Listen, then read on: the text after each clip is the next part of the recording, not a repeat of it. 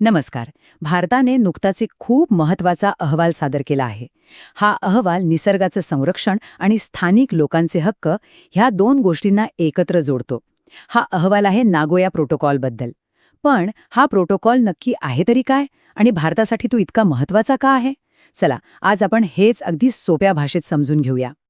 तर आजच्या या विवेचनात आपण काय काय पाहणार आहोत? सगळ्यात आधी भारताच्या या नवीन अहवालाबद्दल बोलू. मग ॲक्सेस अँड बेनिफिट शेअरिंग म्हणजे काय ते समजून घेऊ. या प्रोटोकॉलचा इतिहास काय आहे, भारतात याची यंत्रणा कशी काम करते, आणि शेवटी हे सगळं आपल्यासाठी का महत्वाचं आहे यावरही नजर टाकू. हा प्रश्न जरा विचार करायला लावणारा आहे, नाही का? कुठे भारतातील एक वनस्पती आणि कुठे युरोपात बनलेलं औषध, काय कनेक्शन असेल यांच्यात? खरं तर याच प्रश्नाच्या उत्तरात आजच्या आपल्या संपूर्ण विषयाचं सार दडलेलं आहे. चला तर सुरुवात करूया त्या बातमीने ज्यामुळे हा सगळा विषय पुन्हा एकदा चर्चेत आलाय. तो म्हणजे भारताचा एक महत्वाचा अहवाल जो जागतिक स्तरावर भारताची कटिबद्धता दाखवतो.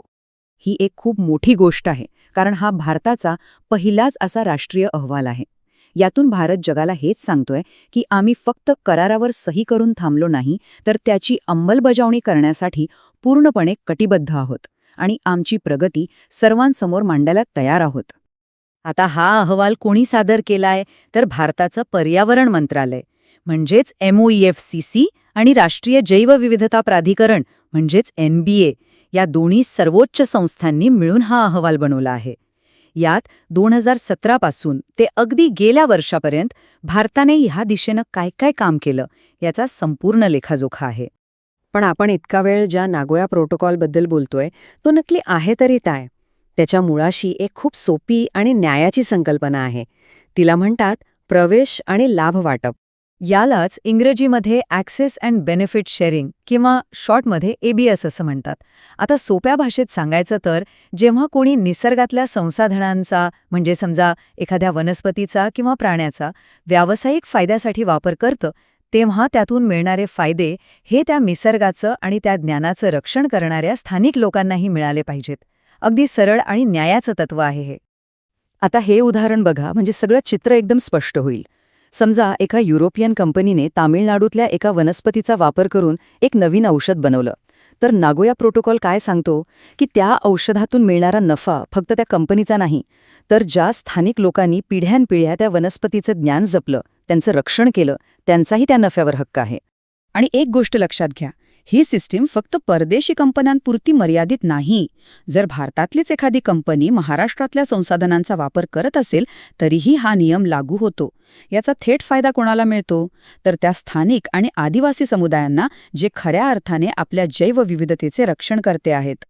तर मग संसाधनांच्या या न्याय्य वाटपाची कल्पना नेमकी आली कुठून? यासाठी आपल्याला थोडं मागे जावं लागेल. जागतिक पर्यावरण करारांच्या इतिहासात डोकावून बघावं लागेल. या प्रवासाची सुरुवात होते 1992 मध्ये रिओ अर्थ समिटमध्ये. इथेच कन्व्हेन्शन ऑन बायोलॉजिकल डायव्हर्सिटी म्हणजेच CBD चा जन्म झाला. त्यानंतर 2003 मध्ये आला कार्टाजिना प्रोटोकॉल आणि मग 2014 मध्ये आला आपला नागोया प्रोटोकॉल. आणि अगदी अलीकडे 2022 मध्ये कुनमिंग मॉन्ट्रियल आराखड्यातून या प्रवासाला एक नवी दिशा मिळाली. प्रत्येक टप्पा हा निसर्ग संरक्षणाच्या दिशेने एक मोठं पाऊल होता. आता CBD अंतर्गत येणारे हे जे दोन प्रोटोकॉल्स आहेत ना, कार्टाजेना आणि नागोया, यात लोकांचा खूप गोंधळ होतो. पण फरक अगदी सोपा आहे. कार्टाजेना प्रोटोकॉल हा जनुकीय बदल केलेल्या जीवांच्या म्हणजेच GMOsच्या सुरक्षित हाताळणीबद्दल आहे. तो एक प्रकारे बायोटेक सिक्युरिटी गार्ड आहे. तर दुसरीकडे नागोया प्रोटोकॉल हा नैसर्गिक संसाधनांमधून मिळणाऱ्या आर्थिक फायद्याच्या न्याय वाटपाबद्दल आहे. तो एक आर्थिक न्याय व्यवस्थापक आहे. बरं, हे तर झालं जागतिक पातळीवरचं. पण आपल्या भारताने हे सगळं देशात लागू करण्यासाठी काय ठोस पावलं उचलली आहेत?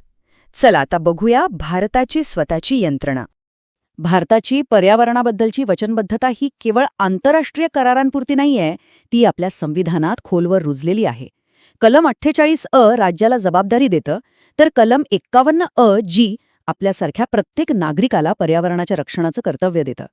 आणि या सगळ्याला कायद्याचं स्वरूप देण्यासाठी आपल्याकडे आहे 2002चा जैविक विविधता कायदा. हा या सगळ्याचा मजबूत आधारस्तंभ आहे. आणि या कायद्याची अंमलबजावणी करण्यासाठी भारताने एक जबरदस्त त्रिस्तरीय रचना तयार केली आहे. राष्ट्रीय स्तरावर आहे नॅशनल बायोडायव्हर्सिटी ऑथॉरिटी NBA, जी धोरणं ठरवते. राज्य स्तरावर आहेत स्टेट बायोडायव्हर्सिटी बोर्ड्स SBBS, आणि सगळ्यात महत्त्वाचं गाव पातळीवर आहेत बायोडायव्हर्सिटी मॅनेजमेंट कमिटीज म्हणजेच BMCs, ज्या थेट जमिनीवर काम करतात. यामुळे धोरणं फक्त कागदावर न राहता प्रत्यक्षात उतरतात. ठीक आहे, आपण आत्तापर्यंत अहवाल, करार, कायदे हे सगळं समजून घेतलं. पण शेवटी या सगळ्याचा आपल्यासाठी काय अर्थ आहे? हे इतकं महत्त्वाचं का आहे? कारण ही जी त्रिस्तरीय प्रणाली आहे ना, ती एकाच वेळी दोन मोठ्या गोष्टी साध्य करते. एकीकडे ती आपल्या देशाच्या समृद्ध जैवविविधतेचं संरक्षण करते आणि दुसरीकडे ज्या स्थानिक आणि आदिवासी समुदायांनी ही नैसर्गिक संपत्ती पिढ्यानपिढ्या जपली आहे त्यांना त्यांच्या ज्ञानाचा आणि योगदानाचा योग्य आर्थिक मोबदला मिळवून देते. हे म्हणजे संवर्धन आणि सामाजिक न्याय यांना जोडणारं एक शक्तिशाली मॉडेल आहे. आणि सगळ्यात भारी गोष्ट म्हणजे भारताची ही सगळी धोरणं जगाच्या बरोबरीने चालत आहेत. नुकताच जो कुनमिंग मॉन्ट्रियल जागतिक आराखडा आला आहे त्याला भारताने आपल्या राष्ट्रीय ध्येयांशी जोडून घेतला आहे. यातून हे दिसतं की भारत या विषयात फक्त इतरांना फॉलो नाही करत आहे, तर एक नेता म्हणून पुढे येत आहे. आणि हो, जे मित्रमैत्रिणी स्पर्धा परीक्षांची तयारी करत आहेत त्यांच्यासाठी तर हा विषय खूपच महत्त्वाचा आहे. आंतरराष्ट्रीय करार आणि भारताने त्याची अंमलबजावणी कशी केली यातील हा जो संबंध आहे तो थेट परीक्षेत विचारला जाऊ शकतो. आणि हे फक्त बोलण्यापुरतं नाही. हा बघा, थेट UPSC 2023च्या परीक्षेत आलेला प्रश्न. मला खात्री आहे की आजच्या या विवेचनानंतर या प्रश्नाचं उत्तर नक्कीच सोपं वाटत असेल, नाही का? विचार करा, निसर्गाचं संरक्षण आणि मानवी हक्क यांना जोडणारा हा दुवा आपल्या ग्रहाच्या आणि आपल्या समाजाच्या भविष्यासाठी किती आवश्यक आहे.